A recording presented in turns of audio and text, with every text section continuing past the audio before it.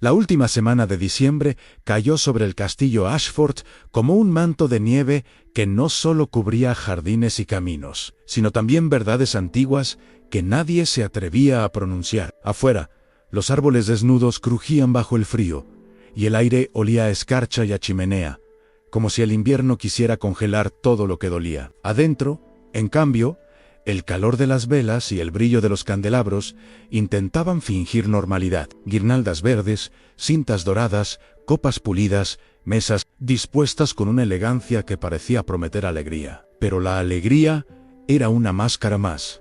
Y esa noche, el castillo estaba lleno de máscaras, incluso antes de que empezara el baile. El sonido de los pasos en los pasillos de piedra, el roce de los vestidos, el murmullo de criados corriendo con bandejas y listas, componían una música de preparación y de tensión. Fue en ese escenario, calculado hasta el último detalle, donde Lady Isolda Marlowe cruzó el umbral con una sonrisa impecable, el porte de una profesional contratada y un juramento escondido detrás de sus ojos. Para la casa Ashford, ella era solo la organizadora temporal de la celebración de Año Nuevo, la mujer eficiente que coordinaría músicos, banquete y protocolo, con la precisión de alguien acostumbrado a ser invisible mientras mueve hilos. Para Isolda, en cambio, cada lámpara encendida era un recordatorio de otra noche encendida por fuego real, y cada puerta cerrada era un eco de la misteriosa ruina que borró el apellido Marlowe de los salones, huérfana de poder y de protección, criada por una tía estricta que le enseñó que sobrevivir era callar y sonreír. Isolda aprendió a convertir el dolor en método. No había venido a improvisar una venganza impulsiva. Había venido a ejecutar un plan. Su objetivo era claro y frío al entrar: ordenar la casa como si perteneciera a ella, acceder al despacho del duque, robar los libros contables que probarían que Lord Ivan Ashford despojó a su padre de tierras y dignidad. Mientras colocaba a los músicos, revisaba el protocolo, ajustaba la cuenta regresiva de la medianoche.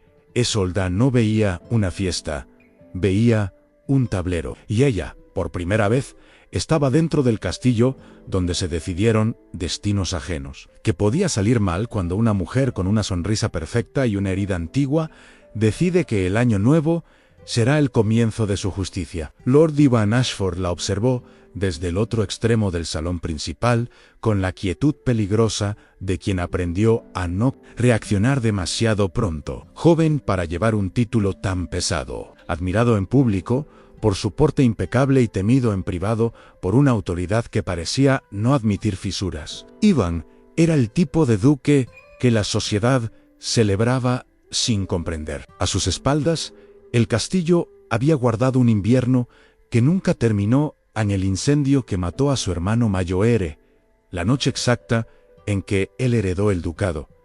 La culpa que se le metió en los huesos como frío permanente. La víspera de Año Nuevo no era, para él, una tradición alegre. Era un aniversario que lo perseguía con el sonido de madera quebrándose y el olor de humo que ni las chimeneas más encendidas lograban borrar. Por eso, ver a una desconocida mover su casa con eficiencia impecable le resultó intolerable. No era solo orgullo, era temor a que alguien tocara, sin permiso, el sitio exacto donde su memoria sangraba. Isolda no parecía impresionada por títulos ni por miradas. Caminaba con calma, daba instrucciones con suavidad y sin embargo, cada gesto suyo transmitía algo más afilado, en una seguridad que no correspondía a una simple contratada. Evan lo percibió con esa intuición cruel que tienen quienes han sido traicionados antes. Esa mujer sabía demasiado, observaba demasiado, entendía demasiado, y, aún así,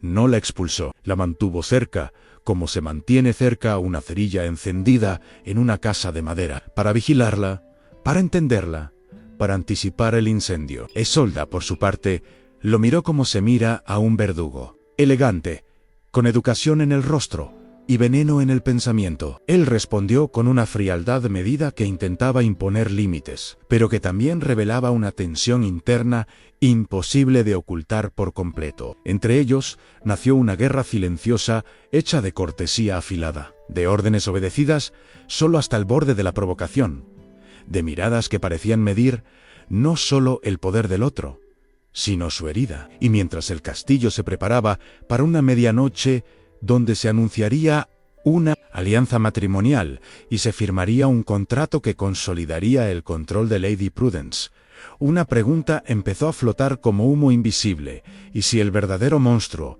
no era el duque, sino la casa que lo rodeaba. Sin saberlo todavía, ambos estaban caminando hacia una noche donde el año nuevo no solo marcaría un cambio de calendario, sino la apertura brutal de un secreto enterrado, y el inicio de un deseo tan peligroso como inevitable. El castillo Ashford empezó a transformarse con la velocidad elegante de una maquinaria social bien aceitada, en tapices cepillados, plata pulida, hasta reflejar los rostros, flores invernales colocadas, como si incluso la naturaleza obedeciera el protocolo. Hulda dirigía todo con una serenidad casi insultante, como si hubiera nacido para ordenar aquel mundo y no para suplicarle permiso. Desde temprano, los criados repetían su nombre en susurros, no por cariño sino por respeto. La organizadora tenía ojos para todo, memoria para cada detalle y una autoridad silenciosa que no necesitaba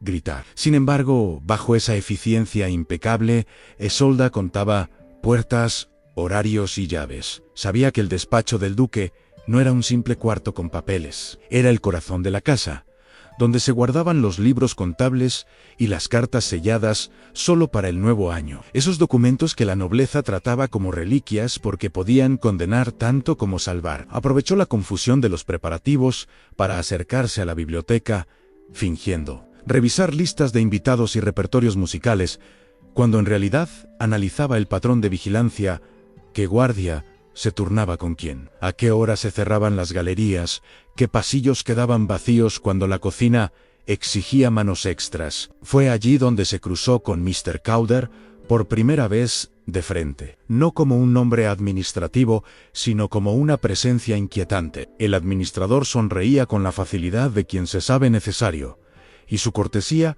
era demasiado precisa, demasiado entrenada, como si cada palabra estuviera diseñada para no dejar huella. Isolda sintió un escalofrío que no venía del frío del castillo, sino de la intuición. Ann Calder observaba sus movimientos con una atención que no correspondía a su cargo. Parecía medirla, reconocer en su método algo familiar, como si hubiera visto antes a personas que entran a una casa con la intención secreta de robar algo más valioso que el dinero. Mientras tanto, en los pisos superiores, Ewen discutía con Lady Prudence en una sala iluminada por el fuego. No era una discusión ruidosa, sino una presión constante. La tía hablaba de deber, de bien del ducado, de la alianza matrimonial que debía anunciarse a medianoche como si fuera un acto ceremonial inevitable. Ivan escuchaba con el rostro inmóvil, pero por dentro el recuerdo del incendio le golpeaba como un martillo. La víspera de Año Nuevo no era una fecha cualquiera, era la noche en que todo lo que había perdido lo miraba desde el pasado. Ver a Isolda mover su casa en ese momento exacto, con esa confianza casi provocadora, lo irritaba y lo inquietaba a la vez. La vigilaba de lejos, intentando atraparla en un error, pero lo único que encontraba era una mujer demasiado competente para su papel. ¿Por qué alguien contratado solo por unos días entendería contabilidad y jerarquías domésticas con tanta precisión? ¿Por qué esa sonrisa parecía contener un juicio silencioso? Ivan no lo admitía, pero había algo más, una sensación incómoda de estar vivo cuando ella estaba cerca, como si su presencia sacudiera el polvo de años de culpa y lo obligara a sentir otra vez, aunque fuera con rabia. Cuando cayó la tarde del 31 y las sombras se alargaron por los corredores, Isolda percibió el castillo como un organismo que se prepara para devorar o ser devorado. El ala cerrada desde el incendio permanecía intacta, sellada con una solemnidad que no era solo respeto por los muertos, sino miedo a lo que podría encontrarse si alguien insistía demasiado. Los invitados comenzaban a llegar en carruajes, y el aire se llenó del aroma del banquete. Carne asada, especias, vino calentado con cítricos, el tipo de abundancia que la nobleza ofrece como si fuera naturaleza y no decisión política. Isolda aprovechó el caos para intentar su primer avance real hacia el despacho del duque. Lo hizo con una estrategia simple en convertirse en parte del paisaje. Entró a la biblioteca llevando una bandeja de papeles como si fuera un asunto urgente de protocolo, y caminó con tanta seguridad que nadie la detuvo. Pero justo cuando alcanzó el pasillo que conducía al despacho, Ivan apareció. No fue casualidad. Fue un movimiento de vigilancia. Su presencia llenó el espacio con una autoridad que no dependía del volumen, y su mirada se clavó en Isolda, con una sospecha que ya había dejado de ser vaga. Él no preguntó demasiado, no necesitó hacerlo. Bastó su silencio, su forma de interponerse, para que Isolda entendiera que no podría entrar al despacho sin enfrentarlo directamente o sin arriesgarse a ser expulsada antes de medianoche. Esa barrera encendió la parte más peligrosa de su carácter. A la paciencia metódica se mezcló con un impulso de desafío, como si el destino le hubiera puesto al verdugo frente a ella para probar su temple. Isolda respondió con cortesía impecable, pero en sus ojos apareció un destello de ironía, un reto silencioso que decía que ella no se movería por miedo. Ivan sintió esa provocación como una astilla bajo la piel. La quiso. Detener, dominar, obligarla a obedecer el lugar que la sociedad le asignaba. Y sin embargo, cuanto más la observaba, más evidente se volvía que su rabia tenía raíz real, que no era capricho ni ambición vacía. En el fondo, Ivan reconoció un dolor parecido al suyo, en la mirada de alguien que perdió algo de forma injusta. La tensión entre ambos se cargó de una electricidad extraña. No era solo odio, era una atracción nacida del choque, de la resistencia mutua, de la certeza de que el otro no sería fácil de quebrar. Y mientras la casa se llenaba de risas y máscaras para la fiesta, Isolda comprendió que su plan tendría que cambiar. Ya no bastaba con robar libros contables, necesitaba un secreto más grande, una grieta por donde entrar, sin que el duque pudiera cerrarle el paso. Lo que aún no sabía era que esa grieta ya estaba esperándola, escondida en una decoración de Año Nuevo, dentro de un reloj de péndulo que marcaba el tiempo hacia la medianoche, como si contara, también, los segundos que le quedaban a la mentira. El reloj de péndulo ocupaba un lugar central en el salón secundario, adornado para la celebración de Año Nuevo con cintas plateadas y ramas de acebo, como si el tiempo mismo hubiera sido vestido para la ocasión. Isolda lo había visto varias veces durante el día sin prestarle demasiada atención, hasta que algo cambió en la tarde. Un criado lo movió ligeramente para mejorar la simetría del espacio, y en ese gesto torpe, el reloj emitió un sonido hueco, distinto al latido regular que debería acompañar cada segundo. Aquella disonancia se le clavó en la mente como una nota falsa en una melodía ensayada. Isolda no creía en coincidencias, mucho menos en una casa donde cada objeto parecía obedecer a una voluntad más antigua y calculadora. Esperó con paciencia, fingiendo revisar la colocación de mesas y la distribución de máscaras, hasta que el salón quedó momentáneamente vacío. Entonces se acercó al reloj con el pulso firme y los sentidos alerta. Descubrió que uno de los paneles posteriores había sido modificado, disimulado con la misma madera oscura del resto. Dentro, envuelto en tela gruesa y protegido del polvo, había un paquete de cartas selladas. El corazón le golpeó con una fuerza que no tenía nada de romántica. Era la sensación pura del peligro y de la verdad al alcance de la mano. Isolda tomó el paquete y se retiró sin prisa, como si llevar secretos escondidos fuera parte natural de su trabajo. Encontró refugio en una pequeña sala de costura, cercana a la biblioteca, donde la luz era suficiente y el tránsito escaso. Al abrir las cartas, la realidad se desplegó con una crueldad meticulosa. Nombres, fechas, cifras. Mr. Cowder aparecía una y otra vez falsificando documentos, desviando tierras, manipulando registros con una facilidad aterradora. Lady Prudence no era una figura secundaria, era la protectora, la beneficiaria silenciosa, la mujer que había convertido la ruina ajena en poder propio. Pero fue la carta final la que le robó el aire en escrita años atrás. Con una caligrafía tensa, pero reconocible, llevaba la firma de Evan Ashford. En ella, el duque admitía que sospechaba la verdad, que había intentado detener a Cowder, que sabía que los Marlowe habían sido víctimas de una estafa deliberada. Y luego, la confesión que lo explicaba todo.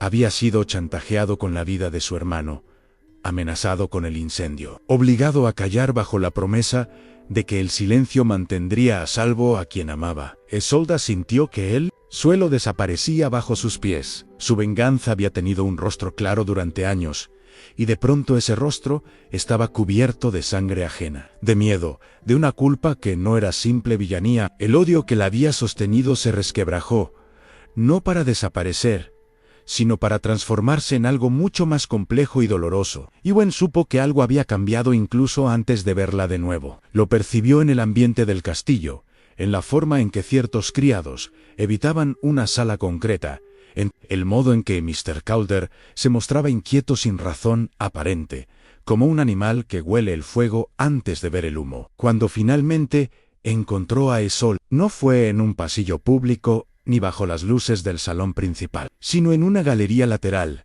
donde los ventanales mostraban la noche nevada y el reflejo de antorchas temblorosas. Isolda ya no llevaba la sonrisa profesional, su expresión era contenida, peligrosa, como la de alguien que ha cruzado una frontera interna. Ewan entendió de inmediato que ella había visto aquello que él había escondido durante años, no por cobardía, sino por supervivencia. El secreto que lo encadenaba ya no le pertenecía solo a él. En ese instante, el duque experimentó algo que no sentía desde la noche del incendio. Miedo auténtico, no al escándalo ni a la caída social, sino a que la verdad, una vez liberada, destruyera a todos sin distinguir culpables de víctimas. Isolda lo observó con una mezcla de rabia herida y comprensión involuntaria. Su juramento de destruirlos se enfrentaba ahora a una realidad incómoda.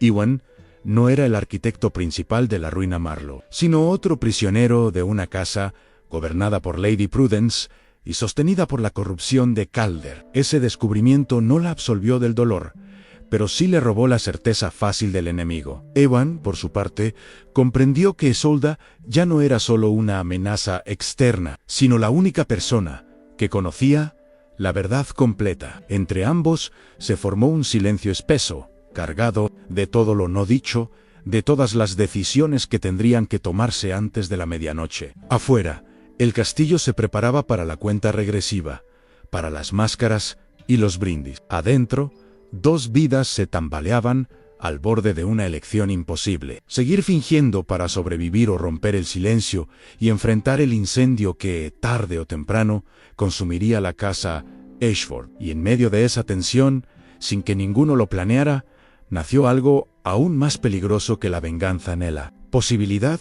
de una alianza y de un deseo que ya no podía negarse. El baile de Año Nuevo comenzó como una coreografía perfectamente ensayada, una ilusión de orden diseñada para convencer a todos de que el ducado Ashford estaba en su momento más fuerte. Las máscaras, entregadas como simple entretenimiento, se convirtieron en una herramienta inesperada de anonimato y peligro. Rostros cubiertos de terciopelo y porcelana recorrían los salones entre risas medidas, brindis calculados y miradas que evaluaban alianzas futuras. Isolda observaba ese desfile con una lucidez afilada, entendía que bajo cada máscara se escondía un interés, un miedo o una traición latente. Aprovechó la tradición con la misma inteligencia que había usado durante toda la semana, moviéndose entre grupos sin ser reconocida, cambiando de ruta con naturalidad, fingiendo revisar detalles de la fiesta, mientras en realidad buscaba pruebas adicionales que reforzaran lo que ya sabía. Fue entonces cuando lo vio. En el árbol decorado del salón principal, entre cintas doradas y pequeños objetos simbólicos del año que terminaba, colgaba un broche antiguo, discreto para ojos inexpertos, pero inconfundible para ella, el broche Marlowe, la pieza que había pertenecido a su madre, desaparecida la noche de la ruina familiar, ahora exhibida como simple adorno festivo, como trofeo silencioso de una victoria ajena. El impacto fue inmediato y visceral. Isolda sintió como la rabia regresaba, no ya dirigida a Ewan, sino concentrada en Lady Prudence, cuya crueldad se revelaba en ese gesto. No solo había despojado a una familia de tierras y nombre, sino que había conservado recuerdos como si fueran joyas intercambiables. Ese objeto confirmaba lo que las cartas sugerían a la ruina de los Marlowe. No fue un daño colateral, sino una conquista. Mientras tanto, Ivan seguía a Isolda con la mirada desde la distancia, consciente de que cada minuto que pasaba acercaba a todos al punto de no retorno. Él también llevaba máscara, pero la suya no ocultaba nada nuevo. Años ocultando culpa, miedo y obediencia forzada. Ver a Isolda moverse con determinación entre los invitados le provocó una mezcla de orgullo y terror. Sabía que ella estaba a punto de desafiar a su tía en el escenario más público posible, y también sabía que Lady Prudence no toleraba amenazas a su control. La música se intensificó. Las campanas del castillo se prepararon para marcar los últimos minutos del año, y el ambiente se cargó de una expectación casi física, como si incluso las paredes presintieran que esa noche no terminaría como tantas otras. La cuenta regresiva comenzó con sonrisas levantadas y copas en alto, pero bajo esa superficie festiva se movían fuerzas irreconciliables. Lady Prudence tomó la palabra poco antes de la medianoche, su voz suave y firme, anunciando el compromiso que había planeado como culminación de su dominio en una alianza matrimonial presentada como deber, estabilidad y continuidad del linaje. El anuncio cayó como una sentencia anticipada. Ivan sintió el peso de esa decisión impuesta, presionándole el pecho, recordándole que durante años había vivido según voluntades ajenas para evitar una tragedia mayor. Isolda, en cambio, sintió que ese momento sellaba su elección. Ya no podía limitarse a robar documentos y marcharse en silencio. El broche Marlowe, las cartas escondidas, la confesión escrita, todo exigía ser revelado. Cuando las campanas comenzaron a sonar, marcando el paso irreversible hacia el nuevo año, Isolda avanzó hacia Ivan sin esconderse más, llevando consigo no solo pruebas físicas, sino la determinación de alguien que ha decidido transformar su venganza en justicia abierta. Ivan, al verla, comprendió que esa noche tendría que romper el pacto de silencio que lo había mantenido a salvo a costa de su conciencia. En el instante exacto en que la última campanada resonó y los invitados se prepararon para brindar, el tiempo pareció detenerse. El año nuevo ya no era una promesa abstracta, era una frontera. Isolda y Evan se encontraron en medio del salón, rodeados de máscaras, lujo y miradas expectantes, sabiendo que el siguiente movimiento definiría no solo el destino del ducado, sino la forma definitiva de su vínculo. Porque si hablaban, lo perderían todo en reputación, alianzas, seguridad. Y si callaban, perderían algo aún más valioso. En ese punto exacto, donde el pasado y el futuro chocaron bajo las luces del baile, ambos entendieron que el amor que había nacido entre ellos no era un refugio cómodo, sino una fuerza peligrosa que los empujaba a elegir la verdad, incluso cuando el precio era alto. El brindis de Año Nuevo estaba a punto de sellarse cuando Evan Ashford rompió la coreografía social con un gesto que nadie esperaba. No levantó la copa, no sonrió. No permitió que la música ahogara el momento. Su quietud fue más poderosa que cualquier grito. El silencio se extendió como una grieta en el salón, y las miradas convergieron en él con una mezcla de sorpresa y alarma. Iwan avanzó unos pasos, consciente de que cada uno lo alejaba de la seguridad que había construido durante años. En ese instante, dejó de ser el duque complaciente que obedecía para sobrevivir, y se convirtió en un hombre dispuesto a perderlo todo para decir la verdad. Los notarios invitados, presentes por conveniencia de Lady Prudence, fueron llamados al frente bajo el pretexto de formalizar acuerdos, pero el pretexto se desmoronó cuando los documentos comenzaron a desplegarse ante ellos. Cartas selladas, libros contables, registros de transferencias, pruebas de falsificación que no admitían interpretación amable. El nombre de Mr. Calder apareció como una constante venenosa, vinculado a desvíos de tierras, manipulaciones de herencias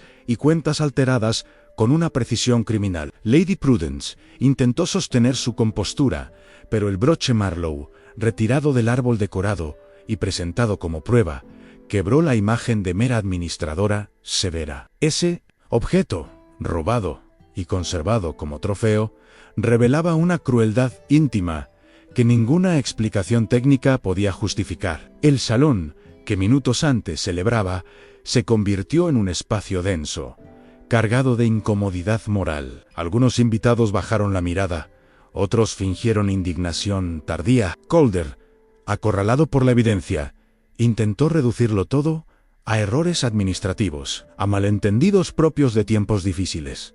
Pero los registros cruzados y las fechas exactas demolieron cualquier defensa improvisada. Y entonces, cuando el peso de la verdad ya era insoportable, Ewan permitió que la confesión más devastadora saliera a la luz. La carta donde admitía que había sospechado la estafa, que había querido detenerla y que fue chantajeado con la vida de su hermano. Esa revelación no buscaba absolución, buscaba contexto. No lo convertía en inocente absoluto, pero sí en un hombre atrapado por un sistema que castigaba el desafío con fuego real. El murmullo se volvió un rumor continuo, como si la nobleza entera se viera obligada a reconocer, aunque fuera por un instante, el costo humano de su estabilidad. Isolda observó el colapso del orden con una claridad que la sorprendió a sí misma. Durante años había imaginado este momento como una victoria limpia, una satisfacción inmediata que cerraría su herida. Pero la realidad era más compleja, más amarga y, paradójicamente, más justa. Ver a Lady Prudence perder el control, incapaz de sostener la máscara de guardiana del linaje, cuando su codicia quedaba expuesta, no le produjo alegría, sino una calma grave. La mujer que había decidido destinos ajenos desde la sombra ya no podía esconderse detrás del deber ni de la tradición. A Mr. Calder, reducido a cifras y firmas que lo delataban, era solo el ejecutor visible de una estructura corrupta que ahora se resquebrajaba. En medio de ese derrumbe, Isolda sintió el peso de su elección. No había hablado para destruir a Ewan, sino para rescatar la verdad de su familia y devolverle nombre y dignidad. Cuando los notarios comenzaron a confirmar la validez de las pruebas y a registrar formalmente las irregularidades, el castillo Ashford dejó de ser un símbolo de poder incuestionable y se transformó en escenario de rendición de cuentas. El año nuevo ya había comenzado, pero nadie brindó. Algunos invitados se marcharon con prisa. Otros permanecieron inmóviles, conscientes de que estaban presenciando algo que no se olvidaría con facilidad. Isolda y Evan se encontraron con la mirada en medio del caos contenido. Y en ese cruce silencioso hubo reconocimiento mutuo en ambos. Habían elegido el camino más difícil. Ewan había sacrificado alianzas, reputación y control para romper el silencio. Isolda había renunciado a la comodidad del odio dirigido y aceptado una verdad que no encajaba en su plan original. El amor que había nacido entre ellos ya no era una chispa escondida, era una consecuencia directa de esa elección compartida. No era un premio por la valentía, sino una responsabilidad nueva. Mientras el salón se vaciaba y la noche avanzaba hacia un amanecer incierto, quedó claro que nada volvería a ser igual. El ducado entraba en un período de reconstrucción dolorosa, y ambos sabían que el futuro no ofrecería refugios fáciles, pero también sabían algo más, algo que la venganza nunca les habría dado. Habían dejado de ser prisioneros del pasado, y en ese acto de liberación, entre ruinas sociales y verdades dichas en voz alta, el amor encontró espacio para existir, no como escape, sino como compromiso consciente con un nuevo comienzo. El amanecer del primer día del año nuevo encontró al castillo Ashford en un silencio extraño, como si las paredes aún estuvieran procesando la noche anterior. La nieve seguía cubriendo los jardines, intacta, pero ya no parecía una máscara sino una página en blanco. Las consecuencias del clímax comenzaron a desplegarse con lentitud implacable en notarios trabajando desde temprano, criados, murmurando, verdagis, quianchis, callaban, invitados que partieron sin despedirse para proteger sus propios nombres. Lady Prudence fue confinada a un ala discreta de la casa, despojada de la autoridad que había ejercido durante décadas, y Mr. Calder quedó bajo custodia formal, reducido a un hombre gris, sin el escudo de los libros contables falsificados. Isolda caminó sola por los pasillos fríos, sosteniendo en la mano el broche Marlowe, ya no como prueba, sino como herencia recuperada. Por primera vez desde la infancia, sintió que el apellido de su familia ya no pesaba como una condena. La venganza que la había traído hasta allí se había consumido en el fuego de la verdad, dejando atrás una claridad dolorosa, pero limpia. Cuando finalmente se encontró con Evan en la galería que daba al jardín cubierto de nieve, no hubo promesas grandilocuentes ni palabras apresuradas. Ambos sabían que el amor que había nacido entre ellos no podía sostenerse en ilusiones. Ewan había perdido aliados, prestigio y la protección cómoda del silencio. Su ducado entraría en un período de escrutinio y reconstrucción que lo obligaría a gobernar de otra manera. Isolda, libre ya de su juramento de destrucción, enfrentaba una pregunta nueva y más difícil: ¿quién era sin el motor del odio? Permanecer en Ashford no era una necesidad, sino una elección consciente que implicaba riesgos reales. Y aún así, al mirarse, comprendieron que lo que los unía no era la herida compartida, sino la decisión mutua de no volver a vivir encadenados a la mentira. El año nuevo no les ofrecía un final perfecto, sino algo más honesto, la posibilidad de empezar de nuevo con los ojos abiertos. Con el paso de los días, el castillo comenzó a transformarse, no en apariencia, sino en propósito. Iben ordenó la devolución de tierras obtenidas de forma fraudulenta, incluyendo las que habían pertenecido a los Marlowe, y estableció revisiones públicas de las cuentas del ducado, aun sabiendo que eso incomodaría a quienes preferían la estabilidad falsa a la justicia incómoda. Isolda participó activamente en ese proceso, no como sombra ni como símbolo romántico, sino como una mujer que eligió convertir su inteligencia y su dolor en acción reparadora. Entre ellos se construyó una relación distinta a cualquier romance idealizado, basada en conversaciones difíciles, en silencios compartidos, en el respeto profundo por las cicatrices del otro.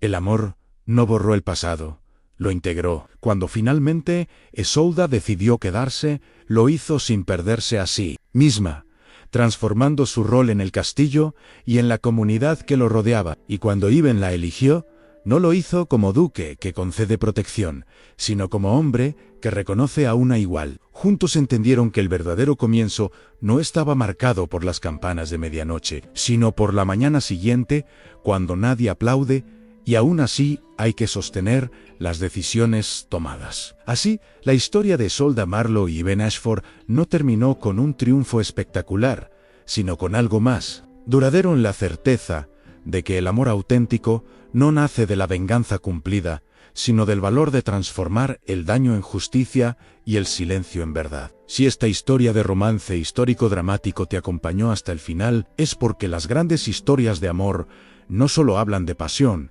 sino de elecciones difíciles, heridas profundas y verdades que cambian destino. Suscríbete al canal para seguir descubriendo relatos donde la aristocracia, el poder y el corazón chocan en escenarios inolvidables. Si te conmovió el viaje de Isolda y Ehan, dale me gusta, comparte este video y déjanos un comentario contando qué parte de la historia te impactó más o qué tipo de romance histórico te gustaría escuchar próximamente. Tu apoyo permite que sigamos creando historias largas, intensas y llenas de emoción.